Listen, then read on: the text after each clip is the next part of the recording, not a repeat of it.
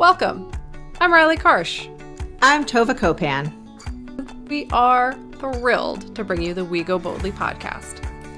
Let's talk big burning questions, life changes, and maybe a bit of personal business. Let's be bold and brave together. Are you ready? I am. Here comes the show.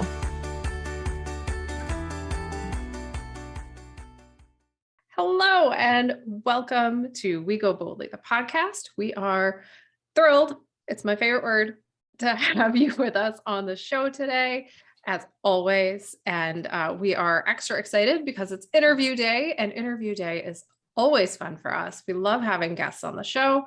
It makes it kind of more exciting in some ways. I mean, don't get me wrong, love talking to TOVAH, obviously. I mean, we talk all the time, but we do love having guests on the show. So we're really excited about that. Before we dive in, of course, I am going to do what I always do. And I'm going to welcome my fantastical, amazing, wonderful partner in so many aspects of life. TOVAH, welcome. How are you today? What's happening?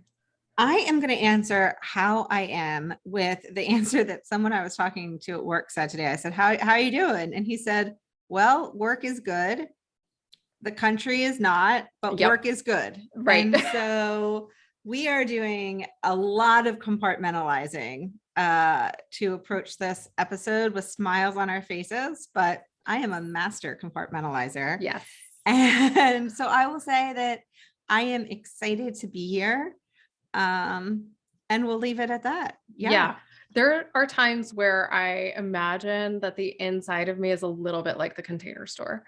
And, you know, that's how I get through some of these moments in our truly, truly awful, awful history. But I'm not going to go down that road at the moment, though. Keep it in the container. Keep it in the container. Though we are not feeling feelings today, friends. Sorry, friends. We're going to feel those feelings on another episode. So tune in for that on another day. But today we are, continuing this conversation in season 6 about busyness and self-worth. And if you've been listening along this season, you know that that's something that is really, really important to us. I mean, I don't know why I bother to say that. Everything we talk about on the show is really important to us. It's vital to our own personal growth. And that's why, we feel so compelled to talk about it, right? Otherwise we'd be like, I don't really have anything to say about that. Yeah. But, today we're going to continue to talk about this cult and culture of productivity as personal value. And so we've most recently focused on the busyness of work and what happens when you put so much of your self-worth into this idea of how much productivity you can have in a given day. And now we are very excited to welcome a guest to the show. I'm going to let TOVAH take over and introduce her. I am thrilled to have her on the show, but TOVAH, why don't you go ahead and take over and introduce her to our listeners and viewers and whatnot? Yes, I am super excited to introduce our next guest. I will say that we've realized we've only met each other once in real life, and it was almost in passing, but it was a pivotal moment. You guys may remember November of 2016. There was a lot happening then, and it led to a really wonderful online friendship where I've enjoyed watching everything that she's done over the last 6 years, which is crazy, 5.5 years. So I want to introduce Jennifer Walkup. She is an award-winning author, artist, and positive psychology practitioner. I love this description, a silver lining enthusiast. Jennifer is often found adventuring with her husband, sons, and her beloved beagle, who I don't know, maybe we'll get to hear while we're on this call. You never know. Jennifer also works as an English professor and editor and is an advocate for epilepsy awareness, which I don't think I realized until I was reading your summary about yourself earlier. So that is amazing. So Jennifer, we are super excited to have you here. Welcome. How are you? Thank you. Thank you guys so much for having me. I'm really excited. As I've mentioned to you, I love listening to your podcast. So I'm really excited to be a guest here and get to be a part of it and see how the magic happens. Well, we are super excited to have you on. And since you are a listener, you know that we really take it easy on our guests. We don't ask them hard questions at all. So we're going to dive in with the softball and just go ahead and get to sort of the meat of the topic and ask you, from a personal perspective, how in your life do you go ahead and define success for yourself? How does that come into your life and your definitions for you? Yeah, it's such an interesting question because I feel like that's something that is constantly evolving. I think that it's something that I'm always looking at different aspects of life and trying to figure out. Like many of us, we're all wearing different hats, right? We're all doing so many different things between work and our families and anything we're doing on the side, and all sorts of different things in our relationships with, maybe we're caretakers, all sorts of different things. So it's really hard to not, before I say what success is, I'll say kind of what I used to think it was I used to always feel like you had to be 100% succeeding in everything you tried to do. And if you weren't, then you weren't succeeding at all, and over the years, I've come to realize that that's really not the case, that we are juggling so many things, we are doing so many things. And, my idea of success is that at the end of the day, if I can sit back and think about, what I did that day or what I accomplished that day, and really give yourself credit for that.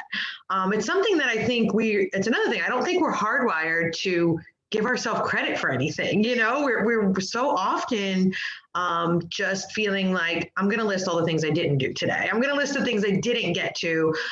So that's kind of what I've been trying to do. And of course, sometimes more successfully than others.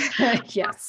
Yeah. But, just kind of trying to do that. You might have a day where things go really well family wise, but maybe didn't get as much work accomplished at work as I wanted, but that's still a successful day, so just kind of talking through that kind of stuff. Is that something you kind of grew up with? Is that like when you were, sort of formulating, sorry, I'm losing words, formulating who you are, when you were coming into yourself as a kid and then, coming up, what were your family dynamics like? Is that, was your family the kind of place where success was even talked about, or was it something that was defined? I don't think like necessarily it was defined in terms of something you talked about. I mean, it's definitely probably something you noticed, like all of us growing up, we all had strengths and weaknesses, and there was definitely things that, there was always a lot of praise and things like that when you do well. But it wasn't something I don't think I really thought about. And as many kids, especially, I don't think we notice what our parents are doing as much as when we look back, right, in hindsight. Like so many of us, once we become adults, look back and ask our parents, like, how did you do this? When we're trying to figure out how to do it ourselves. So it's definitely something I think I've learned along the way. Yeah. So, I know you mentioned like you were like rewarded for achievements, and I think that's a lot of us were. But what about when it came to, because I know you said it's always a juggle, right? Like between work and family. How did your family prioritize that juggle, like growing up? Because it's interesting what we see as kids gets so much imprinted on our brain. So like, if there was juggling going on, like where was the time and energy put to as a family when you were a kid? That's interesting. Yeah, I don't know. Thinking about, I'm not sure actually. I'm sorry. I don't really, no, I'm not sure how to answer that. I mean, I think that, obviously, and things are so different now than they were then, but I think that, something that my family was really good at, is putting the focus on like the individual talents or what the individual was good at, or, and I think that's something that, I've had to really lean into as a parent and as a, worker, writer, everything I'm doing is, we all have those strengths. So I really try to remember that, that for myself to lean into my own strengths, but also, even with my family, my kids, extended family, my husband, all sorts of things. So it's like relearning some of that stuff, I think. I think it's pretty normal for us to not have reflected on it. I think I've realized that a lot just as we've prepared for this season. And Right. so we've gotten kind of immersed into it because we don't think about as often how life as a child then kind of trickles to the things that we're then putting on our kids, right? Right. Good or bad, right? It Right. sounds like to a certain extent you were praised for being whatever your lovely individual self was, and you're figuring out how to do that with your kids, but it's not always an easy thing to figure out. Absolutely. Yeah. And I just want to reflect back on part of what you were talking about when you were talking about this concept of success, which I think is so individually determined and something that I want to explore a little bit more. And the idea that, you were stuck in that thought process that I personally resonate with deeply, that if you're not successful at every single thing all the time, then you're not successful at all. Right. And that's such a perfectionist way of thinking. And as a recovering perfectionist, as I like to say, then I can certainly relate to it. And it's something that I've worked hard to let go of. Was there a thing that happened? Was there a turning point? Was there something in your life that allowed you to sort of move past that way of thinking and more towards this sort of I'm going to say kinder, gentler to yourself, Right. understanding that, it's okay to let go of some things and that, you can just, have a day where you do some things and not other things, and all of that's okay. I think that when I became a mom, so much, it's so humbling, being a parent, and it so much becomes out of your hands. So I think that was like the first step, but it might have been a little subconscious. I didn't realize it, but so much is out of your hands once there's other people involved. You can control yourself to a point, but you can't control everything that happens with everybody. So that's maybe the first step of it. Then when I went into the positive psychology training, that is when, I really started to really look inward and really think about how I was treating myself, and how the expectations I put on myself, and realizing that we would never, ever put the expectations on others that we put on ourselves. And it really was eye-opening, and this idea of we always have this constant to-do list running in our mind. But it's also okay to have nothing on that list, to have literally the word nothing, do nothing for an hour, read a book for an hour, take a walk, whatever. We don't always have to be, doing a task. And that really changed. Once I looked at that and embraced that and started doing it, everything just felt better, and it actually did probably make me a little more productive. I know that's a little counterproductive to say it, but because you need that downtime, we're not machines, we're people, so, so it was a little bit of both of those things, and then just kind of putting it all together. Yeah, I think, and I can sense that TOVAH has a question. This is so very similar to my experience. And so it's resonating with me. When I went into sort of what I refer to as my deep therapy period of time, I worked with a lot of positive psychology. And I think I would like to note for anyone listening, if you are a perfectionist, if you are somebody who puts just these really unreasonable expectations on yourself, if you're that type of person, and I say that without any kind of judgment, if that's the place that you're at, it's really heartbreaking and heavy and lonely. And I found a lot of respite in positive psychology because it made sense to me. I could understand it. It resonated with me. And it was like a step before I went on my spiritual sort of journey, or returned to my spiritual journey. And so at that time, I was not in a place where I could reach out to any sort of spirituality or anything like that. I really needed like some science, some facts that I could hold on to. And positive psychology was that for me. And so everything you're saying is very similar to kind of the things that triggered for me a change in the way I treated myself and the way that I was, and it was a long process. This did not happen like on a Tuesday to a Tuesday. Let's be very clear for anyone listening or watching or whatever. This is not going to happen, suddenly. This isn't a magic pill. This is retraining the way you think about yourself and the world. And that is hard work. But it's also extraordinarily life-changing. It was for me anyway, and life-changing for the people in my life and the way that I relate to the people in my life. I'm a much better human in the way that I relate to the world. I'm not a different human. I'm just better at relating. And so I think I just wanted to highlight that for anyone who's listening and maybe struggling with those kinds of feelings or experiences, because it is so valuable. I mean, you should seek a trained professional to help you with that. And this is our weekly plug for therapy, as we like to do. But it's just so, I don't know. I can't say enough good things about it. So anyway, I'm sorry, Tovah, you had a question and I just well, I had a comment, but then I have a question now. So I'll start with my comment, which is that feeling that you have where you're like, I actually think I am more productive when I'm not obsessive with my to-do list and hard on myself, and where I'm not taking rest. You are more productive. Like every study shows, all the science shows, we need rest, right? Like we need those breaks. We need the rest.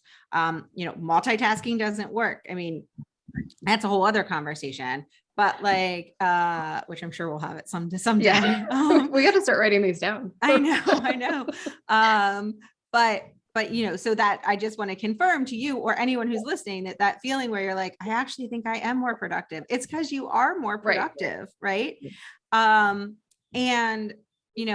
so I guess my question is, you had sort of these rules that you were following, maybe as a perfectionist or as somebody who was like, I have my to-do list and I'm going to get everything done. And if I don't get everything done, I've failed today, or I haven't been a success today. Do you remember when that started? Like when you're looking back, because I will tell you that I don't remember not feeling that way. But is it something where you were like, yeah, that really came out in high school? Or like, do you remember, now there's a variety of reasons that people feel that way, but I guess I'm wondering, were you rewarded for that kind of thinking at some point? Like externally rewarded, whether it was grades or awards or. Right. I don't think I was like rewarded externally, but I think there was just always that inherent like perfectionism sort of trait. I was a good student. I got good grades. So that just it became like almost a part of my identity, so, it just became part of my identity and just part of just what I did. And when it was easy for me, it was fine. But then, as things get more difficult and, you work a little harder at it. But it's not something that, and then I guess, it kind of trickled into other things, once you're out of school and then you're working, you're kind of starting to apply that mindset to your work. Say you end up in a job that you're not totally thrilled with. Now, rather than, okay, I'm going to change careers or just change jobs, it becomes, what am I doing wrong? Or what am I, why am I not, successful here? So again, it's that change of thinking that, it might just not be a good fit, and you don't have to be perfect at everything. And as we all know, of course, when you're younger and you're just starting out, like working or whatever, you don't realize how many different things you're going to try and how many different paths you're going to take. You just think that first path is going to be it. I mean, which would be really boring, if we all, didn't experience other things.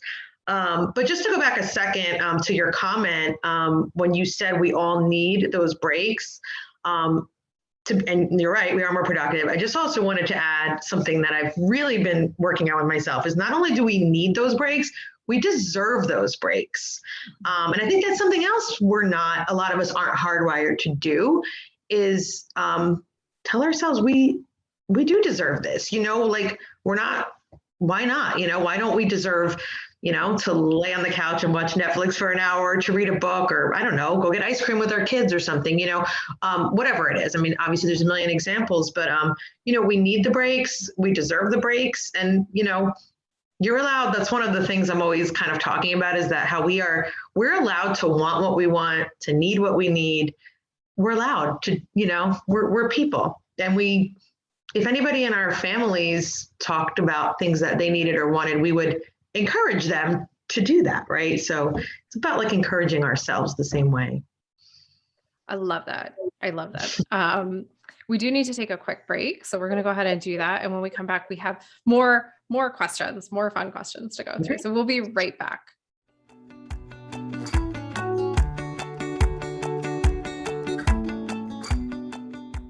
TOVAH here. I'll admit, when I think of a coach, I immediately think knee-high socks, whistles, and clipboards. Is it because I love Ted Lasso? Maybe. I mean, I think it's a good look for you, if I'm being honest. Thanks, I think.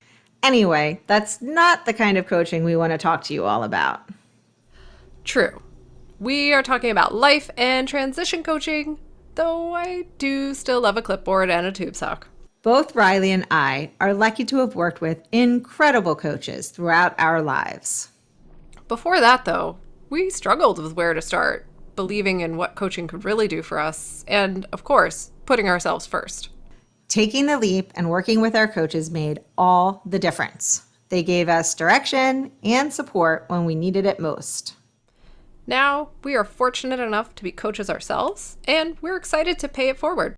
We can help you figure out where to start, create a roadmap, keep you accountable, and get to living your limitless life. Sounds pretty great. So if you want to figure out your next steps, check out our services at goboldlyinitiative.com/services. We can't wait to talk to you. Now, back to the show. Okay, so we're back. And welcome back from that break. Thanks, everyone. And as we were talking about before the break, we do need rest. We do need time to ourselves. And it's not just a need, we deserve it, whether we've done anything to earn it or if we just decide to take it. There's nothing we have to do to be deserving of breaks. We're human beings and we deserve it, which brings me to the next topic that I wanted to dive into. And that is this concept of self-worth, which is sort of the yin to the yang of our conversation about busyness and self-worth this season. And so our very subtle conversation or subtle question about self-worth is, where do you feel like you derive your self-worth from? Where is it coming from for you? That's a tough question. Yeah, no. I think again, kind of like what I said with the first question, it's evolving. I think it really, really changes. And for me, it's been hard to kind of break that, like what we were talking about tying our self-worth to our productivity. There's a lot of other things we do in our lives than what we accomplish that are worthy, and that's something that, we've really been working on. Sometimes it can be, it could even be like a hobby, it could be something that you set out to do or a goal you set for yourself and you accomplish it. And, it gives you that like burst of, self-worth or whatever. I mean, it could be something as simple as painting a picture or, I don't know, people that, train to run a half marathon, something like that. So it doesn't always have to be linked to, to our work, to something that we have to do. But it also doesn't have to be linked to an accomplishment. It could be linked to how we feel as people. It can be linked to some good we put out in the world. It could be linked to, activism or just, things like that. And it could be linked to, what you teach your kids, how you are putting, I'm always asking, like, we're raising these humans and we're teaching them how to be, good citizens in the world. And, and often asking myself, like, I'm sure most parents do, am I doing enough? Are we doing enough? How is this going? But, often just looking back and saying, feeling good about maybe seeing some of that reflected back, feeling good maybe about seeing something you've put out in the world make a difference, And I do think that question is really interesting and varies for so many people, because there's so many ways to measure that, so it's really interesting to think about. Did you have to find new places or other, like, as you sort of became more aware of not relying on your to-do list to say I'm a success? Once you do that, if you've also, and you're like, oh, I feel more calm, this is nice. But then if you've been spending your whole life attaching productivity with self-worth, you have to figure out what's next, right? Like you're suddenly like, well, I'm not relying on my to-do list anymore and I don't know what to do. So for you, like personally, was that something that you then had to kind of work through on your own to sort of figure out where will I find my self-worth, or how will I, handle this if I'm not relying on my to-do list? No, it's a great question. I think that relying on that to-do list, relying on doing all those things in hindsight feels good when you're done. Like you said, you feel calm, you don't have anything outstanding, but it never really felt too fulfilling. It just felt like you were getting things done. I was getting things done. And I mean, listen, we still all have to-do lists, it still feels like that. Right. When I started to incorporate more things that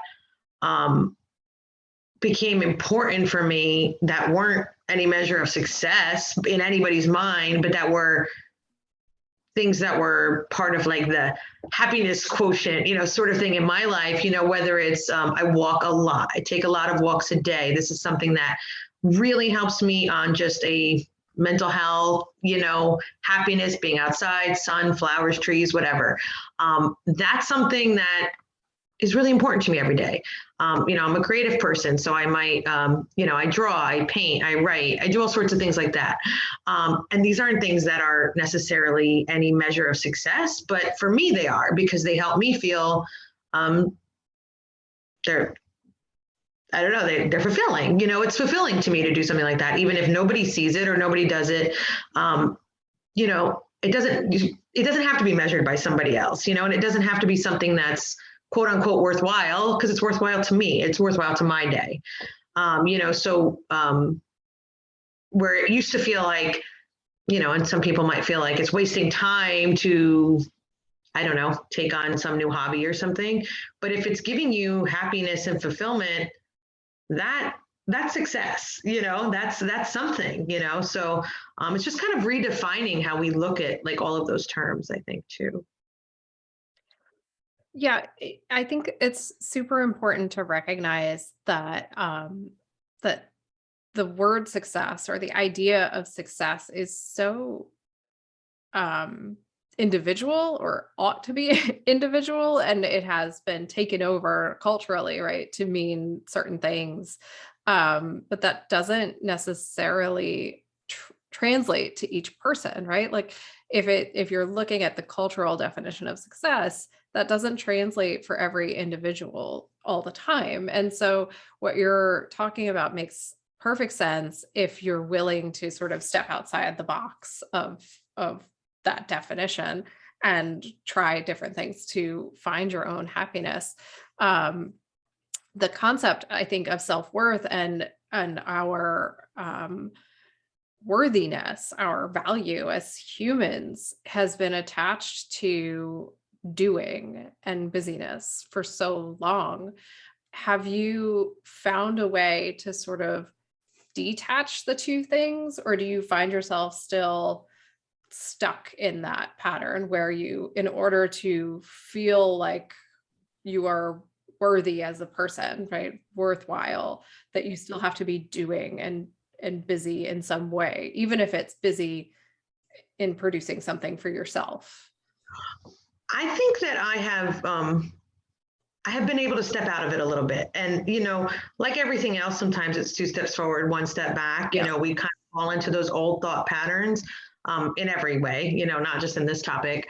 But I have really gotten better at it. I have realized that I am a better, when I do have that time where I'm not maybe conventionally busy or what would, fall into the busyness. When I do take that time, I'm just an all around happier, better person, which makes me better in every aspect of my life, and it makes a really big difference. And I can even, I can feel it, and I really try to do it, but of course I don't want to schedule it because then it becomes like, if I'm scheduling my downtime and stressing myself out about it, then it's kind of counterproductive. But I do really, really try daily, even if it's a short, whatever. I'm going to have tons of different things I do. If I miss, if things are too crazy and busy and stressful for whatever is going on in life, and there's too much time away from that, I can feel it, I can feel it, and I can see it in the way I'm, interacting with people, the way I'm, the way I'm just doing all my other stuff, whether it's work or stuff at home or stuff with my family. I can feel a difference, so it is important to prioritize it. But I think I have gotten over the hurdle of feeling like that it's not a worthy thing. I feel like I've kind of reached the point where I'm like, well, this is important to me. And if it doesn't, if that doesn't match up with expectations, this is what I need. This is who I am. Right. Again, we just reminding ourselves that we need it and yeah, we deserve it. So. Yeah, TOVAH and I realized as we were prepping for this season and as we keep going through it and talking to various people and going through, research and whatnot, that it is very clear to us that we've determined we must adopt if it's not a strong yes, and I'm taking out the swear words, then it's a no from us from now on, just in life, not just in our business, but like in our lives. And so I've realized that a lot of things, and I've been doing that for a while, but not as strenuously as I feel the urge right now. Like it's been building over the last few years, but now it's like, okay, it's time to, clean out the garage that I don't own. Or like, just get. Yeah, it's a feeling of decluttering. Yes. Right. Yes. And letting go of those things that don't serve my purpose and not my, like, I don't like to say it that way because people misunderstand. It's not my purpose, like for me, but like my purpose here on earth for the world. And so, I think that sounds very similar to what you're talking about. But do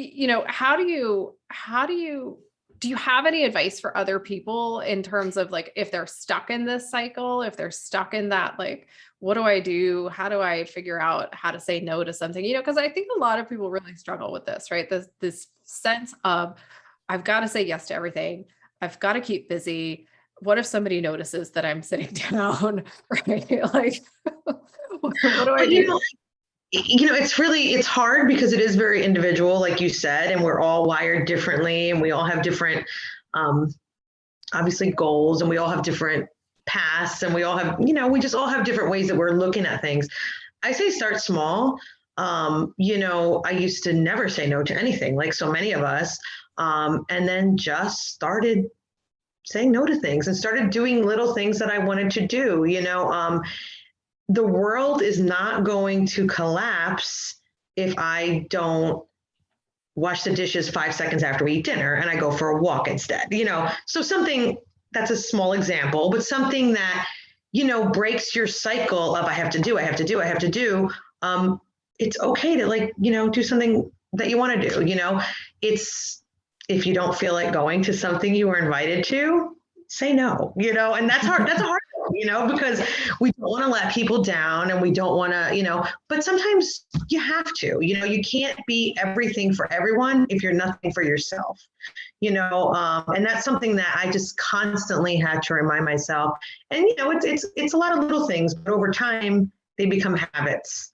And it's also just kind of, talking to yourself, not literally talking to yourself, but, reminding yourself of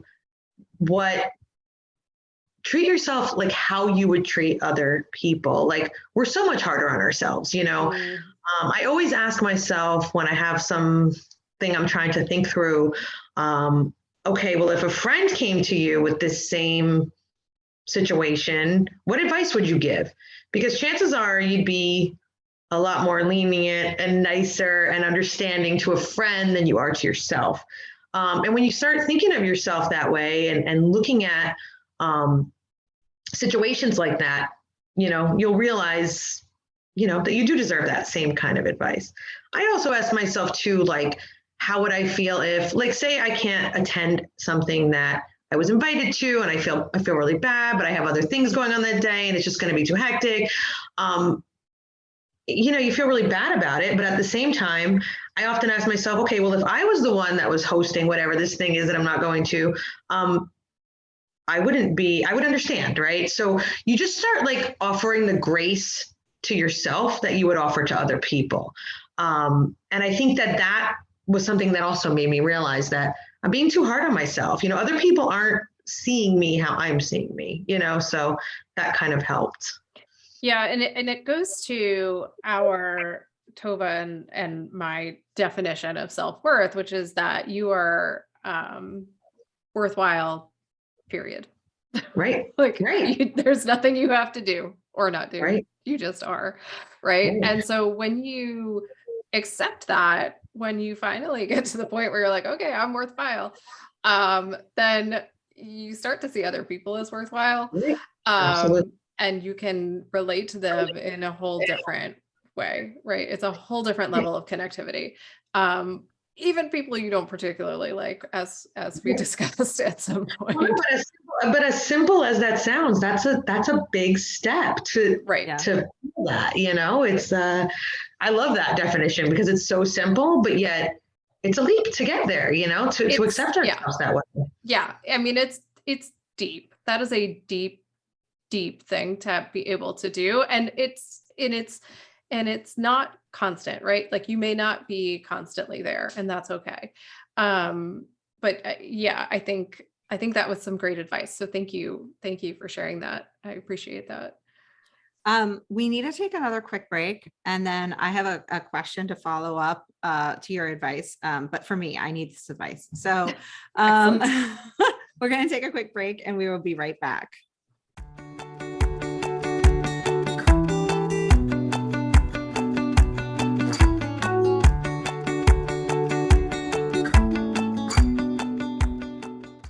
Know what I really love to do?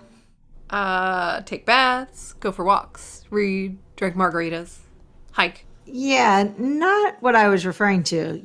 We're recording a commercial right now. I do, but I'm thinking outside the box, being adaptable. As I was saying, what I love to do is host our live monthly workshops. Oh, right. That's what we were talking about. Me too. They are a lot of fun to put together and host every month. And we can bring margaritas, so... Join us for live conversation as we get a bit deeper into topics near and dear to our hearts. We go through everything from self-care to setting boundaries. We share coaching tips, practical advice, and take questions from the audience. It's a whole lot of fun. Sign up for our newsletter today at goboldlyinitiative.com/contact to make sure you hear about all the upcoming Go Boldly workshops. You definitely don't want to miss out. Now, back to that show.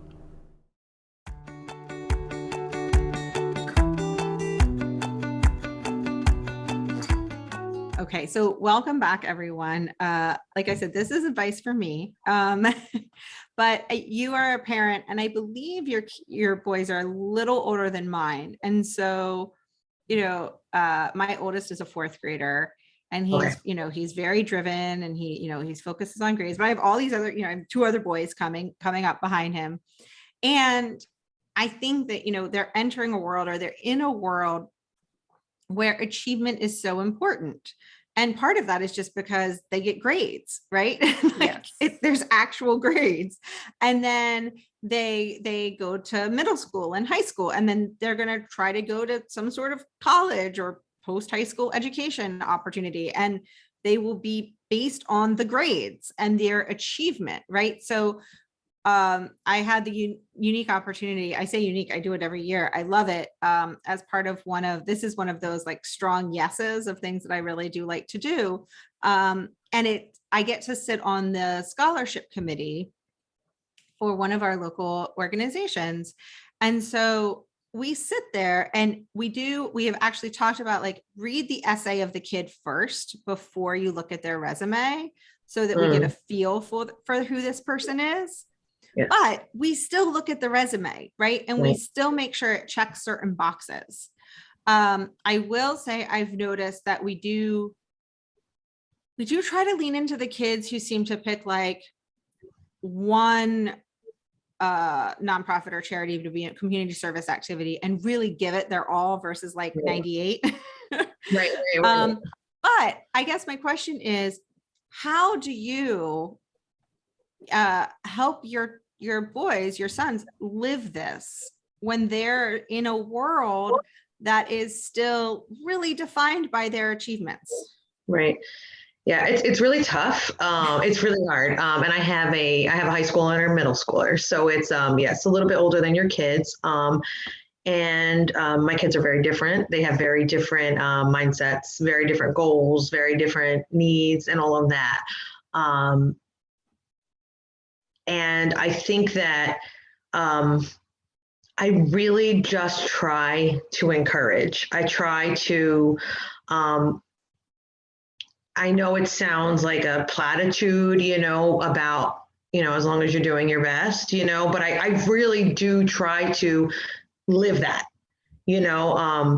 I don't want, and it's hard because like you said, because we know what's coming down the road and we know that that's going to happen. But I also don't want my kids having a childhood where they just feel like they're checking the boxes they need to check to move on to the next thing. That's not, now, maybe that's a mistake. I don't know. See, time might tell. But I don't want that. I don't want the focus to be on just, because I want this next thing to go how I want it to go, I'm going to do a bunch of stuff now that I don't want to do. Right. So it's hard, and so we have a lot of conversations about what, what they're going to look for in high school, or what you should aim for if you want to go, okay, what do you want to do after high school? Okay, well, do you want to go to this type, what do you want? Do you want to go to a trade school? Do you want to go to college? Do you, whatever. Okay, so let's look at what you need to do in order to go there. And I kind of just like punt it back to them a little bit, to, all right, so you come up with some plans on how can you reach these goals if this is one of your goals. And I know that a lot of parents probably would think that is like a really bad approach to take, because I know a lot of parents are really, really wanting, really pushing for that ultra, you gotta do these million things to do it. But I just feel like, I don't know. I just feel like it's just setting up for it's just setting our kids up for either a disappointment or either a future where they are going to always feel that pressure. And I feel like And I see it really differently with my kids because they have a totally different approach and everything. And that's okay. It's okay. To land where you're going to land based on what your goals are. Now, if I saw them just saying, I don't want to do anything, that would be different, but when there's an actual thoughtful process behind the choices, I think it's their choice, and it is hard as a parent to step back and let that happen. And especially if you are sitting like on that board and you're kind of seeing how, things are being viewed. But I also know, I just read, I'm blanking out of the book. I just read a book about this very topic and, about the unhappiness of this generation, feeling and the pressure and and none of us want that for our kids. And I think we all push with the idea of wanting the best. I think everything comes from a good place, but I also think we don't want everybody in misery, ourselves included, while we're navigating this. So it's really hard. I mean, and it's, again, it's evolving, especially as they get older. It's a constantly evolving thing that I have to gauge on my own and kind of gauge where they are. I mean, right now they're both pretty like thoughtful about it. And, but their decisions aren't always maybe the ones I would make, but that's okay too, which is another lesson for parents, right? That's a hard one, but yes, Yeah. It's what I am currently working through with my third grader. Yeah, it's hard. It's really, really hard. That's something that, I struggle with just, with in all topics, not just grades and things like that, but it's, it's once we realize that we're raising our kids and we want them to be, who they are, that's Right. letting them be who they are is the goal ultimately. Yeah. And not putting too much of our own history on them, right? Not Right. putting too much of our own fear and whatever feelings that we're having into their experience and letting them have their own experience. I find Absolutely. that's half the challenge, at least for me. I foresee more therapy in my future, but but we'll get there. We'll make it through. Absolutely. Oh, well, after, we do need to move on to the quick response questions, but I just want to take a minute to reflect on sort of this conversation and ask you, we haven't asked this question yet. We haven't actually made it to this question yet, but you've answered so many of our questions on your own, which is exciting. But I was hoping we could reflect back on the full conversation, and that we've taken sort of the time to talk about self-worth. We've talked about the cult of busyness, and I'm wondering if you think after this conversation that there is even more room for less on your to-do list and sort of more on your ability to internally validate yourself and internal self-worth versus this kind of external self-worth that people are seeking. Yeah, I think so. I think in talking about this with you on your show, it really has let me, these are things that I've been kind of working through and working toward and over the years have slowly done, but in sitting down and actually talking it through with you, it's been like a really good like refresher, so when I do start to backslide, as we all do, with everything we've learned, it's a good refresher to know why I've done what I've done, why, and what I need to continue to do, so for sure. That's great. Good. Awesome. Do you have any more questions, Tova, or should we do our quick response bold questions? All right. We have 5 questions for you. Okay. I'm going to ask them. I am not allowed to ask follow-ups as long as my audio stops echoing on us. Sorry, everyone. So I'm not allowed to ask follow-ups, which is always very hard for me because, as you might have noticed, I am a wordy human. I like to talk, but I'm going to try really hard not to. So I will ask you a question. You answer it in a short sentence or so. and we'll go from there. So your first question is, what is on your nightstand? Ooh. I just finished reading Darling Girl. It is a wonderful adult fantasy set in the Peter Pan world. And it just came out. It was chosen as Book of the Month this month from the Book of the Month Club. And it's really, really good. So I literally just finished it last night. It was one of those like stay up all night and read nights. So Nice. yes, it was great. Awesome. Okay. Question 2. Who is at the top of your playlist right now? Oh, well, that's really tough. Probably the Hamilton soundtrack, since we have been in the Hamilton soundtrack for like a year. Yep. So that's probably still at the top of my list right now. Yeah. Excellent. Okay. Number 3, how do you relax? Definitely reading is like my number one hobby, and walking and hiking, being outside in general. Yeah.